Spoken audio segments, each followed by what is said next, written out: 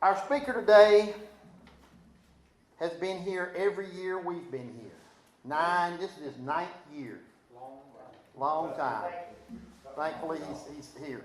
And he's working hard to be back next year, I understand. So, good luck to you, Howard.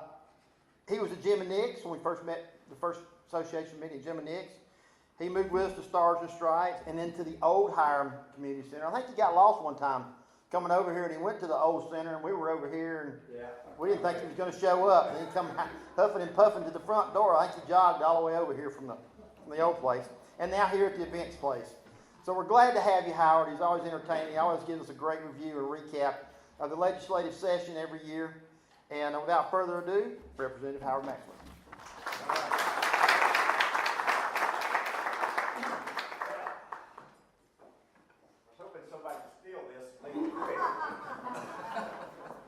But I laid it over there, but nobody got it. So I told them last year, probably told them the year before, I don't know what possesses y'all to keep doing this. You know, there's got to be some kind of a mind thing here that you want to be punished and bringing me back every year. But I enjoy this bunch. I'm just going to tell you, y'all are a great bunch. I just enjoy the heck coming down here, and I just feel like I can be free. I can just talk. You know, y'all are just a friendly crowd. I am Howard Maxwell. We had a little deal last night. Most of y'all, or a lot of y'all, are familiar faces from last night and from last Friday night and from Tuesday before that or whatever. We've been around a circuit, a lot of us, for the last 2 or 3 weeks, and some of us we're seeing a lot of. And I know I'll get tired of seeing some of y'all, and you'll get tired of seeing me probably, but we still got another month to do it, so we're gonna keep going. I've been in the legislature for a while now, and I appreciate the good people out of District 17 allowed me to go down there and serve. It's an honor and a privilege to serve you in the legislature. I'll just be honest with you. It's something. As a little boy growing up in Paulding County, I moved here in the 3rd grade. I told him last night, we moved here when I was in the 3rd grade. I had never planned and never thought and never expected to be in the legislature. The Lord just put me in this place. Grew up in Dallas, started working when I was about, and some of y'all heard this last night, so I'm sorry.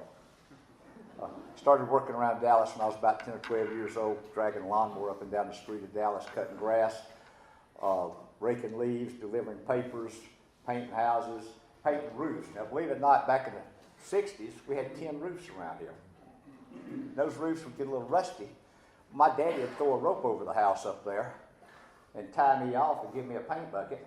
And he'd tie me off on the rope, and I'd crawl up and down and paint the tent. He'd pull me back up the top, and I'd go back down and paint another section, pull me back up. And, you know, probably wasn't the smartest thing I'd ever done, but might not have been, you know, I don't know. Maybe Daddy had plans. I don't know. But anyway, in high school, and I might have told y'all this before, but in high school I was a janitor, worked as a janitor in the high school a lot. They had a program back then, it was YDC. It wasn't the same program we have now for YDC. It was underprivileged kids. We grew up dirt poor in Paulding County, and they had a program for underprivileged kids. They give us jobs at schools, and I worked in the school system in the high school. Herschel Jones Elementary now, it used to be the old high school. One summer, I'm 17 years old, they give me a green pickup truck. The school board gives me a green pickup truck, a riding lawnmower, and 2 guys. We go all over the county. I'm 17 driving this truck all over the county with 2 guys cutting grass all summer to schools. I don't expect we would do probably a whole lot of that right now. But, you know, did that. And in the high school years, I got a job at Whitfield Spinning Company. I don't know if anybody here probably don't remember that, across the street from Second Baptist Church. I started working the 2nd shift. I'd get out of my anatomy class at 2:30, go to work 3 o'clock. I'd work from 3 to 12 at the cotton mill. Go home, get up the next morning, come back to school, go back and work at cotton mill. And believe it or not, I did all this for the grand sum of 93 cents an hour. 93 cents an hour in 1967. My boys won't walk up to me and, you know, they wouldn't walk up to me and ask for $1 now, let alone 93 cents. It's got to be a 10 or a 20 if they won't even think at all out of it. My grandsons, that is. But anyway, finished up high school, was in Vietnam for a while, came back, went to work at, got a job at Georgia State University, and I worked there 5 years I went to school at night. When I finally got my degree in 75, I had 2 children. One of them went to school with Blake here. I know about how old he is. And so both my kids and my wife came to my college graduation. Saying all that's what I said last night. I'm not afraid of hard work. I've worked all my life. My little mother, Maxwell, was at the forum last night, the debate. She's 86 years old. She's put in 45 years over at, used to be Wellstar Hospital and nursing home now. She gets up every morning. She's 86. She gets up every morning, drives to work, works from 8 o'clock till, comes home about 1:30, 2 o'clock. And that's her job. She loves it. 86 years old. People have asked me, when am I going to retire? What am I going to do? You know, she's working. I look like a slug and I'm retiring now, a slot. You know, what am I going to do? I said, Mama, ease up, baby. I'm 67. I need to start slowing up a little bit. I mean, not when we were selling insurance when I'm 86. But I'm not afraid of hard work. It's something, you know, my family's always done. And I told him again last night, my dad had a 3rd grade education. He grew up here in Paulding County. My mom's got a 9th grade education out of Douglasville. But the 2 things they taught me was work hard, whatever your job is, work hard at it, and do the best you can. They always told me so in schools, you know, work hard and do the best you can. That's all we're going to ask of you. And that's the only promise I've made to the people in my district. When you send me to the legislature, I'm going to work hard and make the best decisions I can. And that's the only promise I can give you. As I told them last night, and I tell everybody I talk to, when I push a button down there, I've only got 2 choices when the vote comes up. Red or green, yes or no, I'm for it or I'm against it. And every time I push a button, somebody's mad and somebody's happy usually. Best thing that could happen to us is, you know, it's about equal. You know, we've got the mads and the happies are just about equal. We think we've done a good job with legislation then if it about equals out.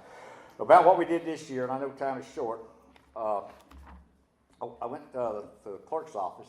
This is a summary we get out. We get one of these every day. Every time there's a bill drop, they send us this little summary from the clerk's office that tells us what the legislation is. It's called the composite report. It starts with the bill numbers, goes all the way through. This is the 2015. They're still working on the 2016 numbers, but in 2016, the House introduced and filed 706 pieces of legislation. So that was 706 pieces of legislation that had to go through approximately 36, 38 committees. Sometimes we combine and change committees. We've got 36 committees down there. We passed in 15, this is the 15 numbers, we passed 247. So on the House side, we had 438 pieces of legislation that carried over from 15 into this year, 16. We're a biennial. We're a 2-year cycle. If anything that's dropped the first term, it's not passed. As long as it's not killed in committee, it can carry over. So we carried over 438 pieces of legislation. This year in the House, again, we introduced another 457. So we had close to 900 pieces of legislation that we had to finish up 438 from last year, plus the 457 this year that were new pieces. That's a job. You know, some of these things are easy, 1 page, 2 page. Some of them are that thick.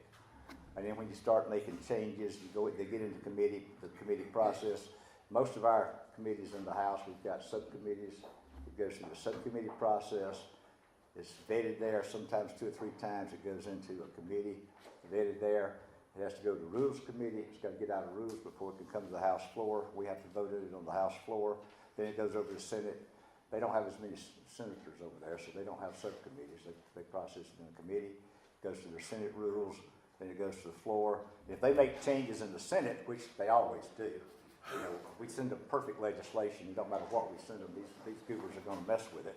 So they'll mess with it, and then they'll send it back to us, and then we've got to take it back and you know, rework it again and see if we're going to agree. It's either agree or disagree. We can amend it. The procedure is we agreed to the Senate's change to House Bill 306 as amended by the House. So that means it's come to us. We're going to agree to what you do, but we're also making our other changes back on here, what we like. Sometimes we just take off what they've done and put our stuff back on there. But the process is we agree to the Senate amendment to House Bill such and such as amended by the House. You have to go to the well, do that, blah, blah, blah, and then just send it back to them, and they'll disagree. It can go on forever, seem like. But anyway, we wound up passing this year 234 bills, so there's a lot of bills were left on the table. A lot of bills that were left on the table. And most of the time, that's a very good thing. Because some of the stuff down there we don't need out. We really, really don't need out. I was going to tell you about a quick little bill. Last year, I had a little Democrat, Sandra Scott, drop the bill about tattoo parlors. I'm chair of regulated industries, by the way. I'm on 5 committees, and I love what I'm on. I'm on education appropriations, insurance, retirement, and regulated industries. I've been chairing regulated industries for 4 years, which is a very, very good committee. That's probably about the 5th most sought after committee in the House down there, outside of appropriations, ways and means. Well, rules is first. Anybody wants to be rules chairman? I mean, you're the big daddy of everything there. But rules, appropriations, ways and means, and gosh, there's probably another one there. But anyway, regulated industries is a very good committee. I chaired retirement real quick. Let me back up on that. I chaired retirement I was vice chair 2 years, chairman 4 years before the speaker allowed me to come over and take this other committee. Retirement is not a glamorous committee at all. Nobody cares about retirement. But I love the retirement committee. I'm a numbers guy. I got an accounting degree. Sold insurance been in the insurance industry 39 years. The thing about the retirement committee and what's so important about that is we manage, or we oversee about $75 to $80 billion worth of the retirement funds for all state employees, teachers, bus drivers, all the state employees running up down the roads, DOT or whatever. It's about $60 billion for the TRS fund, teachers retirement, and then about $14 billion for the ERS state employees, and then the rest of it's mixed in about 12 or 13 other smaller retirement systems. That, to me, is very important. Managing that retirement fund, that is the number one thing that will get our bond rating dropped in the state of Georgia. If you mismanage the retirement fund, you get behind on what you pay. Go look at Illinois. They're $8 or $9 billion in the hole. They can't balance the budget because they are so far. Look at California. They can't get their pension plans caught up. To me, I enjoyed that committee. I loved it. I understood it. And the good thing about that retirement committee, when I'd have a retirement bill and I go to the well and say, Representative Maxwell is going to present House Bill such and such as a retirement bill, everybody's eyes would roll back. They think, oh my God. I could pass a ham sandwich just about. But I get up there and talk and explain to them what was going on, and I asked you. I got House Bill 126 here. It's doing a little retirement program. I asked for your favorite consideration. Thank you, Mr. Speaker. I yield the well. They vote yes. But that was a fun committee. What percentage of that is funded? Well, that's a good question. The National Accounting Standards Board, I believe it is, has just come out with new rules the last year or so saying all the retirement systems are going to have to show their funding at, if you were to close your doors, if you were to close your business this day, they're going to require us to start doing reports as if the state was going out of business at the end of the year. That's going to hurt us on our reporting. It's going to hurt everybody. Right now, we are roughly about 86%, I think, funded in TRS. Of course, the recession hurt us like crazy when we lost, the stock markets, because they invest. If y'all ever go down on Northside Drive, there's a building down on Northside Drive before we get to 75. It's a little square building over on the side. That's like a little mini Wall Street. That's where TRS, or the ERS and TRS systems handle the retirement. It's a room about this big. They've got banks of computers all the way around it. They've got phones that they just pick up and call Wall Street. They're continually buying and selling stock down there. They're doing trades, individual trades, mutual funds, or whatever. But to answer your question, I think we're back up to about 86% or so on the TRS. Somewhere that we have been over 100%. I know one of the judicial requirements, judicial retirement funds, was up over 110% this year. I remember seeing that number because we made some changes in judicial retirement. Didn't we, Judge? But it's going to be looking a little different when this new gas bill rule kicks in. Sure will. Anyway, regulated industries, I'm chairing that now. That's a fun committee. We took care of the fireworks bills. I don't know if anybody in here does fireworks or like to shoot fireworks. I told them when that bill came to my committee, all these people were coming in fussing about, you can't shoot fireworks, you're gonna blow your fingers off. I said, listen, I've been doing fireworks all my life. I have never had a problem with fireworks, okay? And then they got to where they'd come in, the guys from they'd come into my office and said, we know what you're gonna tell us, but we're here, we gotta talk to you about against the fireworks bill. I said, well, what am I gonna tell you? If you know what I'm gonna say, tell me. You're gonna tell us you're just trying to make legal what's already in your basement. I said, you're right, that's what I'm gonna tell you. I'm just trying to make legal what I've got in my basement already, so we're gonna move it forward. But we did pass the fireworks legislation. We came back this year and we tweaked it a little bit to give more local control. We've dealt with Uber, Lyft, we've dealt with all kind of fun issues, but I was gonna tell you about the little tattoo bill that came through. A little Democrat dropped the bill. You know, if you get ready to go in the military, you're 16, 17, 18 years old, and you try to go in the military, they won't take you now. If you've got a tattoo above your neckline, above the sleeve line, or below the short line. And she had this bill that she said that, you know, she wanted to require notices in all the tattoo parlors that said, you know, big notice, if you go, if you're thinking about the military service, you need to not do this.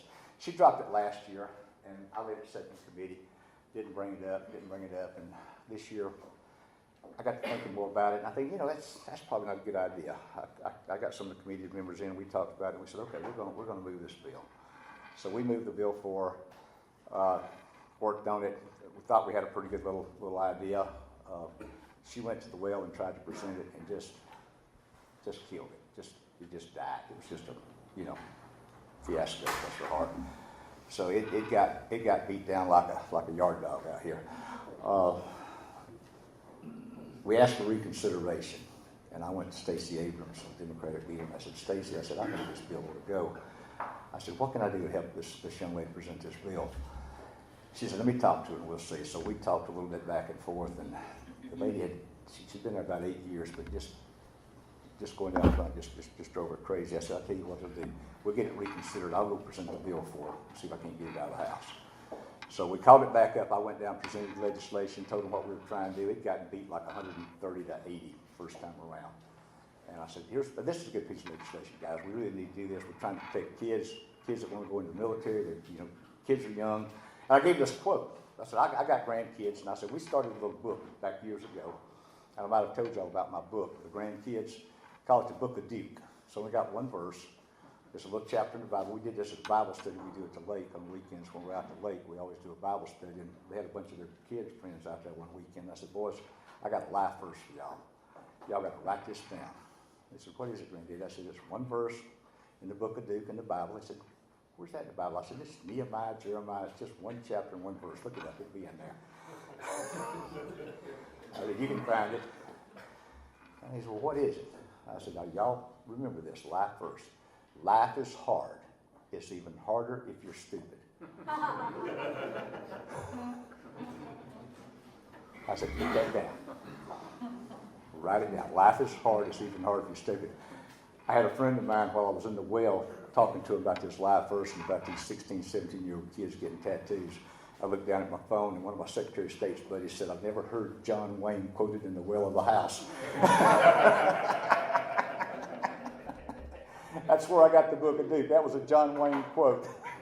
Life is hard, it's even harder if you're stupid. I looked at my phone. That's cool, man. I've never seen John Wayne quoted in the well of the house. But anyway, I got the bill passed for that lady. We got it over to the Senate. We tweaked it some more over there. We finally realized instead of putting up a big sign in the tattoo parlor, they have to sign somebody could probably help me out. I've never done a tattoo. Waiver. Where you got a release form? Yeah. They got a little form they got to sign over there. I didn't know that. So we tweaked it over in the Senate and said, okay, all y'all got to do is go in there and change your little waiver form. Make big bold letters down here. You know, warning, notice, if you get a tattoo and you're military age, service age, you get this tattoo, you may be disqualified from military service, initial here. You give them a warning on that. Senate passed it, brought it back over to us. I agreed to it, and we sent it on out. But anyway, that was just fun stuff. And the little lady was so appreciative. She hugs my neck, and every time she sees me, she sent me the nicest card for helping her get that's the first piece of legislation she'd ever passed. And a couple of things about legislation this year. Again, our budget is the most important thing. The only thing we're constitutionally required to do is pass a budget. We can go down there and play with all this other stuff, do all this stuff, but the only thing we have to do before we get out of there is pass a budget. We're not like Washington. some other states, we have to do a balanced budget. This year, believe it or not, we are spending $23.7 billion of your tax dollars. I hope that makes you proud. $23.7 billion. Now, I had people come to me and say, why are y'all wasting all that money?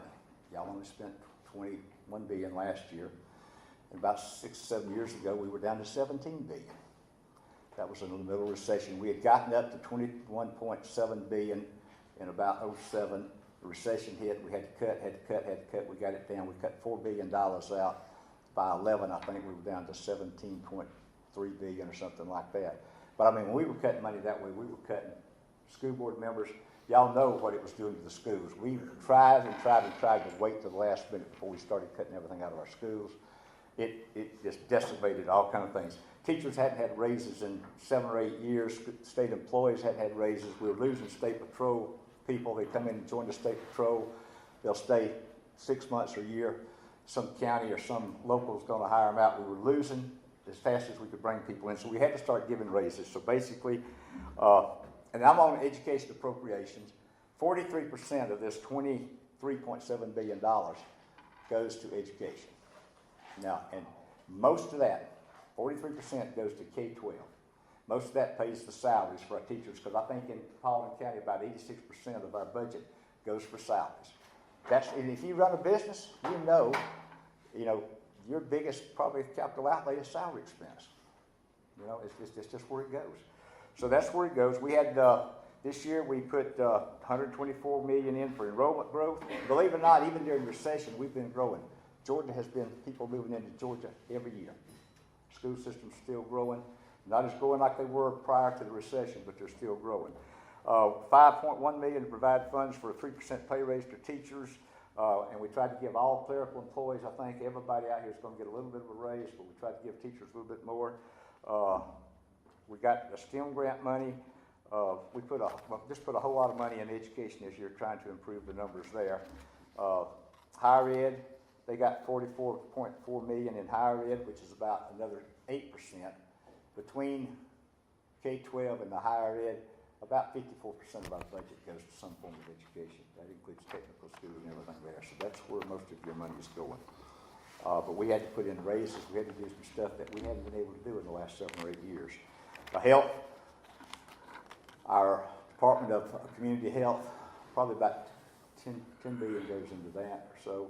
All the indigent care services, all the services, the different things that people are getting from the state. We passed a good bill this year, right around the end of the session, on entitlement programs. If you're an able-bodied adult and you don't have a child in your household, we're giving you 3 months to figure out what you're going to do with your life. You can either go into a work training program or you can find a job, but you're only going to get your benefits for 3 months if you're adult, able-bodied, with no children in the household. We've got to put people back to work. And there's jobs out here now. People have got want ads, and in a lot of places, people are looking for employees. My time's going to run out here in just a minute. I've been getting beat up a lot over the last year or so about the transportation funding plan. And I don't know, did y'all notice an increase on your gas in the last 2 years? Have y'all seen anything on that? Thank you, Lord. When we passed the increase of the change in the gas transportation funding plan in 2015, gas prices were $2.95 on average. I got some yesterday in Cartersville with my little Ingalls card, my little savings for $1.86. Yes. So, the Lord blessed us and helped us with that. Everybody's been beating me up about, you voted for an increase on taxes for gasoline. You voted for a 26-cent increase on tax of gasoline. Well, we had it before. We had the sales tax and we had the excise tax. You pay sales tax 3 or 4 cents, and then you had the local option taxes on there. But, on whatever the cost per gallon was, you paid a sales tax on that, which amounted to about roughly 11.8 cents per gallon, I think, on everything. The excise tax was added on there. bottom line, you were paying somewhere, depending on what your local option taxes were, the average was 19.3 cents. You were already paying taxes based on $2.95 a gallon. We changed it to a flat excise tax of 26 cents. The thing that we did that was so important, though, was that money, except for the local allocation, goes into the transportation fund. I talked to Scott Green the other day. We got an extra $470,000 in Paulding County this year because of the money going into the transportation funding, and that's our local maintenance and improvement grants. That's what we use, they use locally. And I can't say enough about our local departments out here. Those guys are so doggone good. It don't matter what department they're working on. Scott Green and them, if you give them a project to do, they can do it on time, under budget, you know, get it done, get it through, and get it done right. And it's just wonderful. I just wish, you know, with some of that stuff, we don't have to go through all the EPA and EPD stuff, that ties stuff up for years. But I just appreciate so much what they're doing out here. So we wound up with 26 cents per gallon total on gasoline, 29 cents on diesel fuel. What we were trying to come to, somebody says, why didn't y'all go with 24 cents? Why didn't you go 23 cents? We started at 29 cents when we started looking at this thing. It was 29 cents. We were trying to get close to $1 billion. We figured we need to raise close to $1 billion a year. If we're going to touch the transportation needs of the state, we need to try to get close to $1 billion. And you want me to finish here in about 3 minutes? You got me timed? You got me timed here too, haven't you? Finish before the election. Huh? Just before the election? Let's see what kind of friendly faces I got here. We're trying to get close to $1 billion is what we were working on. 29, we went to the speaker and told the speaker a bunch of us, we're not voting for 29. You know, I don't care what happens, we're not going to vote for 29. We said we'll go somewhere between 24 and 26. You know, that's going to be that was the feel-good range for most of the legislators down there. And this thing was whipped, it was talked about, we talked to each other, we talked to committee members. It was just talked about a whole lot. Wind up imposing that $5 per day hotel motel tax statewide, which I haven't heard a lot about that. I figured that would be a real bugaboo. They had looked at putting an additional fee on rental cars. We knew that was going to be a problem, people renting cars. So we tried to find something else to do, so they went with a hotel motel tax. And we removed the statewide credit on, and I told y'all this last year, the subsidy for the airlines on their jet fuel. That was about $20-something billion. They tried to put that back on this year, by the way. Yeah, it came up several times. And again, we had the opportunity to slap that down 2 or 3 times, and that was a good thing. Annual fee for electric cars and all that. Bottom line is that the transportation thing is working. I just got a printout yesterday. Transportation studies early findings shows big benefits for Georgia. To invest that billions of dollars in new road projects has got a big thumbs up from this group that's doing the study. Massachusetts-based Cambridge Systematics Incorporated. They're going to release a report later this month. 11 projects across the state are expected to be completed. I mean, these things take decades to do. When you start doing some of this work, it takes a long time to get it done. Widening I-85, widening I-16, adding truck lanes to I-75, making changes around 285 down there. But we're looking at bringing in a little over $900 million a year now for roads and building projects. You can go onto this website if you want to see what's being done. There's a website called Georgia, GADOAAS.org that should show you all the little dots out there on what's going on throughout the state as far as transportation. Howard, can you mention that one again, please? GADOAAS, if I wrote this down and can read my writing. If that doesn't work, I got Scott's name here to call back that gave me that. GADOAAS.org. I believe that's right, David. Anyway, some of these things are beginning to work for us. That was a tough vote. That was a tough vote. But again, I felt like it was the right vote. We hadn't changed the gasoline. It hadn't been reviewed or looked at since 1974. A lot of things have changed in the state of Georgia since '74. We have a lot of needs out here now. I got 2 minutes. Questions? I'm going to stop there. And I know I repeated myself on some of this from last year, but I just thought that was important because that's starting to work now. We're seeing some of the benefits of the labors for that. We see gambling come up again. Gambling, casinos, that came through my committee. That was interesting. That deal got dropped in my committee and it kind of languished around. Well, actually, it started off in another committee, and then the speaker called me in and said, I want to send this over to you. I didn't know. When the speaker calls you in and says he's giving you something, there's one or two things he wants you to do with it. Either hold it or kill it, which I had a couple of bills come to me this year that it didn't come from the speaker, but other guys come to me and said, the speaker's going to send so-and-so into your committee. And I knew from whence it came that they didn't want it to go anywhere else. So it died a slow and agonizing death. But we did, gambling will come back up, yes. We passed it out of committee this year. We did pass casinos. What we waited on all year was the Senate jumped in to start with. First of the session, the Senate jumped in and tried to pass horse racing. And we thought, okay, we're not going to fight this battle twice. We're not going to let them fight horse racing. Let's do casino gambling. If they've got the moxie to get that thing out of the Senate over to us, then we'll massage it, do what we want to do with it. And if we decide to add casino gambling on there and send it back to them.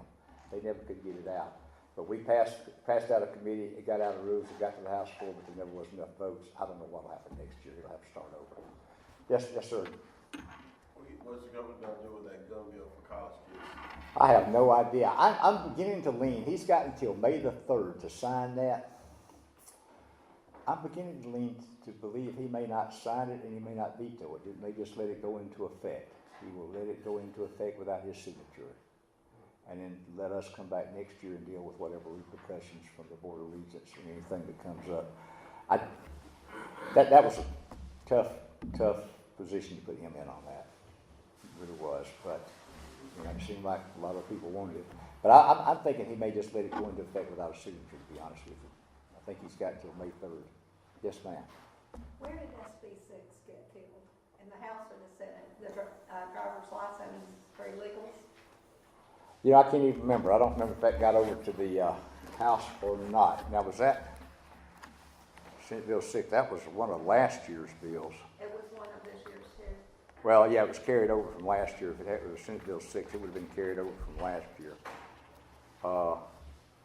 I do not remember that being voted on in the House at all. So I don't think they ever got it out of the Senate.